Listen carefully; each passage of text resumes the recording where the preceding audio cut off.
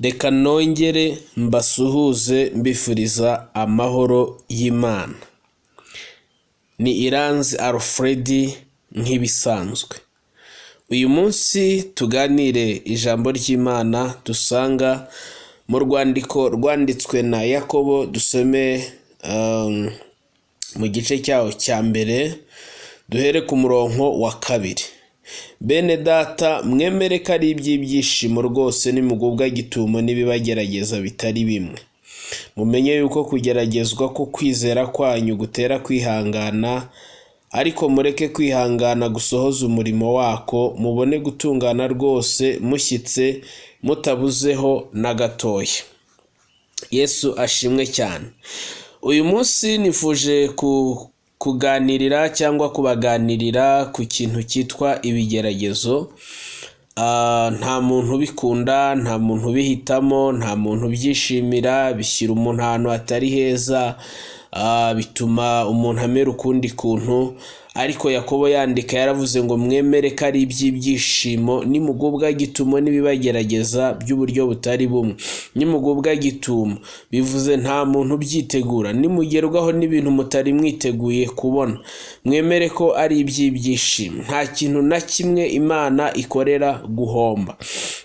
Nubwo bitaryoshye, nubwo bitanogeye amatwi, bitanogeye amaso, bitanejeje umutima, ariko hari igihe Imana ifata ibigeragezo ikabibyazamwo ikindi kintu kinini nyuma yaho. Yesu ashimwe cyane.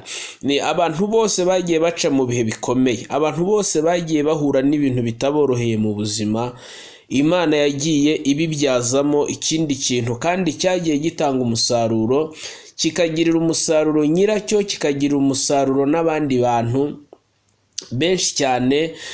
Mbese umuntu akareka kuba ubwe wenyine, ahubwo akaba uw'umumaro no ku bandi.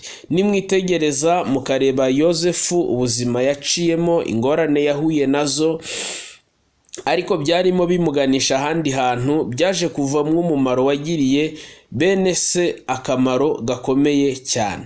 Nimuza kureba ukitegereza uburyo Hana yamaze igihe kinini atabyara, akaba mu buzima bubabaye bw'agahinda, Imana yaje gukuramo ikintu gikomeye, imuha umwana w'umuhungu. Uwo mwana ahinduka umuhanuzi. Imana yakoresheje ibintu bikomeye ku isi. Nimwitegereza mukareba Sara, nawe byamugendekeye gutyo, atinda kubyara, ariko Imana yaje kumuhinduramwo umuntu udasanzwe. Umwana yamuhaye, Imana imuhindura ishyanga rikomeye cyane, nk'uko Imana yari yarabivuze. Rero nta kintu na kimwe Imana ikorera guhomba, nubwo byaba bigoranye, nubwo byaba bibishye none, ariko ejo Imana yabivunjamo ikindi kintu gikomeye. Uyu munsi reka nkubwire inkuru yanyigishije ikintu gikomeye cyane. Umugabo umwe ngo yigeze ava gusenga mu gitondo, ahura n'igikeri. Ahuye n'igikeri, agikubita umugeri, yibwira yuko wenda ari cyo bari bamwoherereje, ari uburozi se cyangwa ari iki. Igikeri kiragenda kigwa mu metero zitari nkeya, ariko ngo kimaze kugwa gisubiza amaso inyuma, kireba aho kivuye, ngo gitekereza urugendo byari buzagitware kugira ngo kigere aho hantu. Gisanga byari kuzatwara amasaha menshi, ngo kiravuga ngo nubwo bibabaza ariko birihutisha. Inshuti y'Imana, birashoboka ko hari ibintu wacamo bikubabaje, wacamo bikugoye, ariko bikakugeza ahantu heza cyane. Utari butanga amafaranga ngo uhagere, utari bukoresha izindi mbaraga zindi ngo uhagere, ariko mu buryo bw'ikigeragezo ukagenda ugasingira aho hantu ukahagera, kubera umugambi Imana ibifite. Ntiwamenya inzira icishamo ibisubizo, ntiwamenya inzira Imana icamo isohoza ibyo yavuze. Ifite inzira nyinshi ziruta imyenge ya supaneti. Rero uyigirire icyizere, wihanganira ibihe uri gucamo, wihanganira ingorane ufite, urindire umugambi w'Imana. Imana izasohoza icyo yagambiriye, izasohoza icyo yavuze. Gubwa neza muri Kristo Yesu, Imana ikomeze ikugirire neza. Urakoze kubw'uyu mwanya, urakoze kubwo gutega amatwi.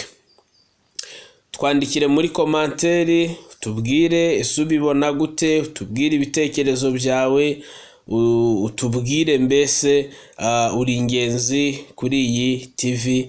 Imana iguhe umugisha. Shalom, shalom.